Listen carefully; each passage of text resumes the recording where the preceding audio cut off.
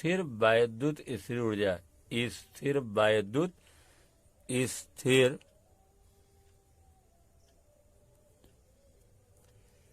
स्थिर वैद्युत स्थिर वैद्युत स्थिर ऊर्जा, स्थितिज ऊर्जा।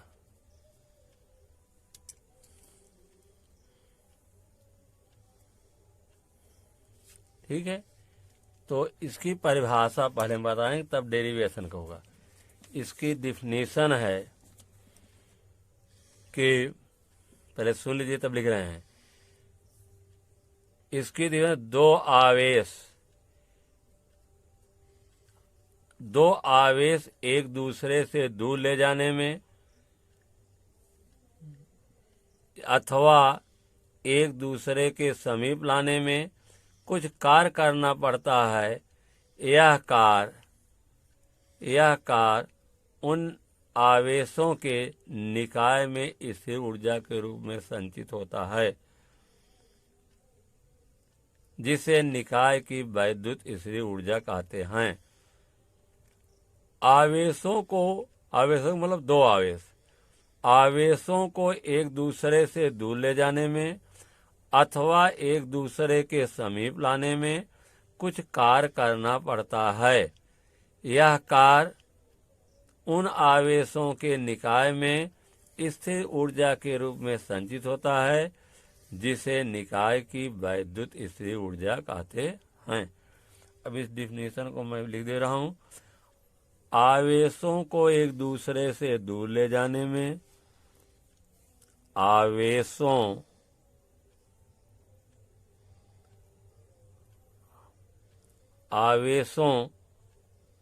को एक दूसरे से दूर ले जाने में अथवा एक दूसरे के पास ले जाने में कुछ कार्य करना पड़ता है। कुछ कार्य करना पड़ता है। यह कार्य उन आवेशों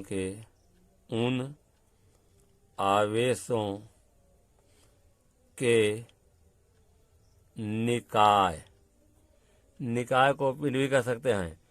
उन आवेशों के निकाय में स्थितिज ऊर्जा के रूप में संचित होती है। संचित माने इकट्ठा होती है, जिसे या इसे इस निकाय की वैद्युत ऊर्जा कहते हैं। इसे इस निकाय की वैद्युत स्थितिज ऊर्जा कहते हैं। आवेशों को एक दूसरे से दूर ले जाने में अथवा एक दूसरे के पास ले जाने में कुछ कार्य करना पड़ता है। यह कार्य उन आवेशों के निकाय में स्थिर ऊर्जा के रूप में संचित होता है। इस निकाय की वैद्युत स्थिर ऊर्जा कहते हैं। अब यहाँ देखिए, इसका डेरिवेशन करेंगे।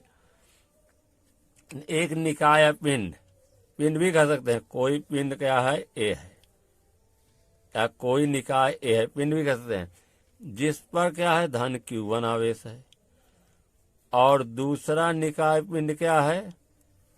बी है, जिस पर आवेश क्या है? धन Q2 आवेश है। दोनों के बीच दूरी कितनी है? R है। ठीक। दोनों के बीच की दूरी r है। और ये जो व्यवस्था है यह निर्वात या y में हो रही है। तो यहाँ लिखेंगे माना निकाय A पर Q1 आवेश और निकाय B पर Q2 आवेश है।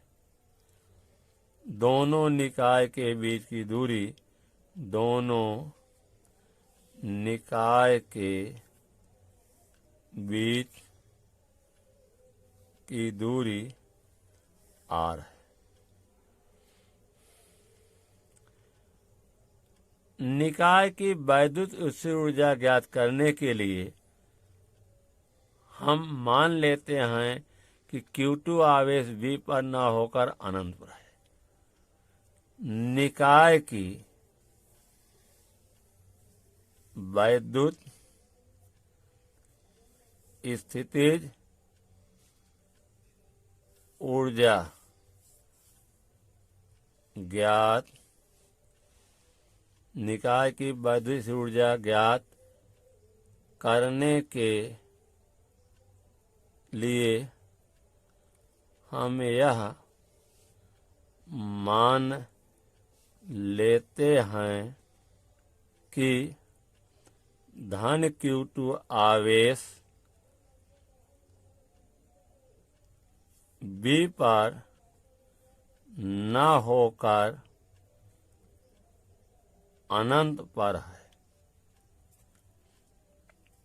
फिर सुन लीजिए, हमें दोनों निकाय की वैद्युत स्थिर ऊर्जा ज्ञात करना है। इस ऊर्जा को ज्ञात करने के लिए हमें मानते हैं कि Q2 आवेश V पर नहीं, कहाँ पर है? अनंत पर है। अनंत पर है। आवेश धन Q1 के कारण आवेश धन Q1 के कारण बिंदु B पर वैद्युत विभव बिंदु B पर वैद्युत विभव समझे हो। हमें मानते हैं कि धन Q2 आवेश यानी अनंत पर है, तो ये धन Q1 आवेश है।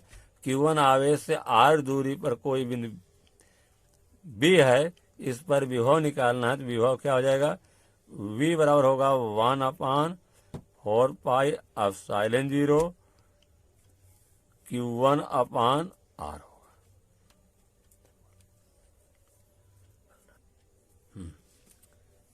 वैद्युत विभव की परिभाषा के अनुसार Q2 आवेश अनंत पर है और Q2 आवेश को अनंत से B तक ले आने में कोई कार्य होगा। Q2 आवेश कहाँ है? अनंत पर। तो अनंत पर कोई Q2 आवेश है, बिंदु B तक ले आने में किया गया कार्य बराबर होता है आवेश गुणे बिंदु B पर विभव। यहाँ लिखेंगे वैद्युत विभव की परिभाषा के अनुसार वैद्युत विभव की परिभाषा के अनुसार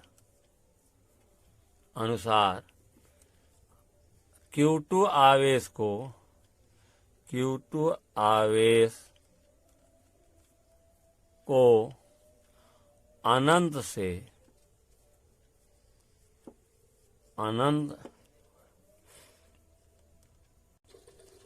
वैद्युत विभव की परिभाषा के अनुसार धन Q2 आवेश को अनंत से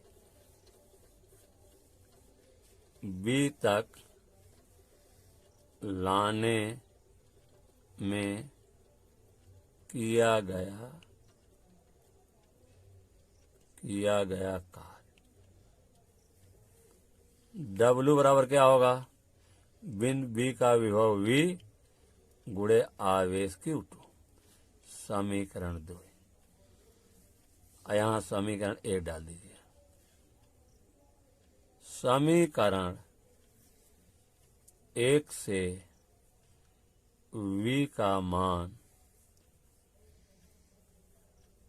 समीकरण 2 में रखने पर रख दिए। W बराबर v का मान है 1/4 एप्सिलॉन 0 Q1 Q2 बटे R। कार का मान कितना आ गया? 1/4 एप्सिलॉन 0 Q1 Q2 बटे R होगा। R स्क्वायर नहीं होगा, R होगा। यह कार निकाय में वैद्युत स्थिर ऊर्जा के रूप में संचित होगा। यह कार्य W निकाय में वैद्युत स्थितिज ऊर्जा, यह कार्य W निकाय में वैद्युत स्थितिज ऊर्जा के रूप में संचित होगा यदि वैद्युत स्थितिज ऊर्जा U है। U बराबर W बराबर 1/4 एप्सिलॉन 0 Q1 Q2 बटे R।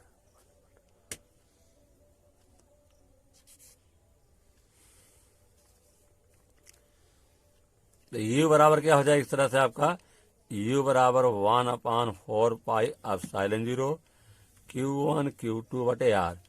ये रहा है आपका वैद्युत स्थितिज ऊर्जा। इसमें थोड़ा कंडीशन है, यदि दोनों आवेश समान है, अर्थात या तो धन धन है या तो ऋण ऋण है। ये दोनों आवेश समान हैं तो उनके बीच प्रतिकर्षण बल लगेगा। पहली कंडीशन है बल लगेगा, अर्थात उन्हें एक दूसरे के समीप लाने पर अतः दोनों आवेशों को एक दूसरे के समीप लाने पर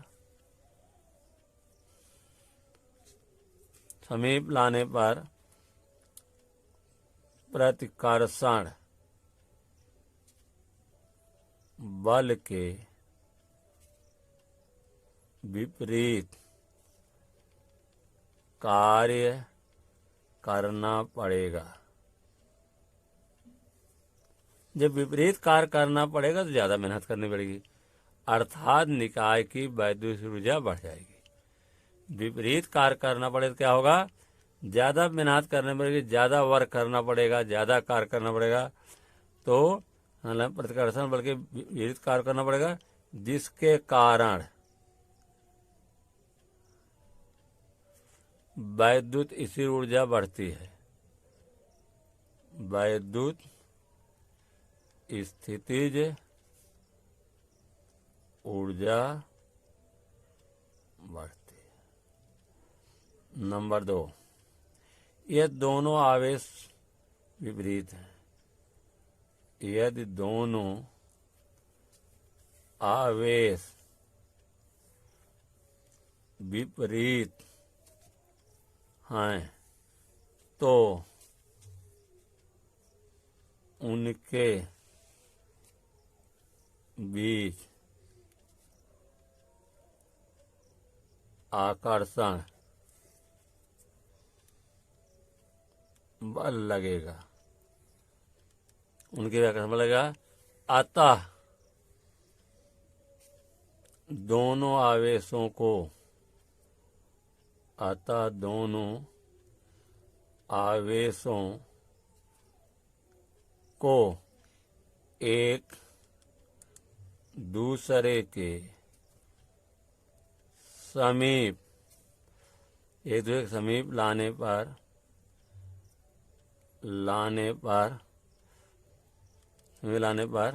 आकर्षण बल के कारण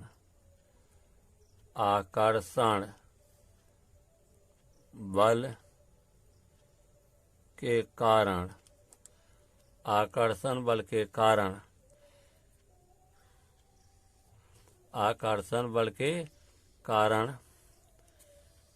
कार्य अपने आप होगा। अर्थात कोई लेबर नहीं करना पड़ेगा, कोई कार्य नहीं करना पड़ेगा, जिसके कारण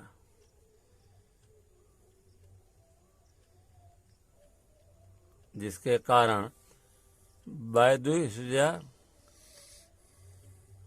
घटती है, जिसके कारण वैद्युत स्थितिज ऊर्जा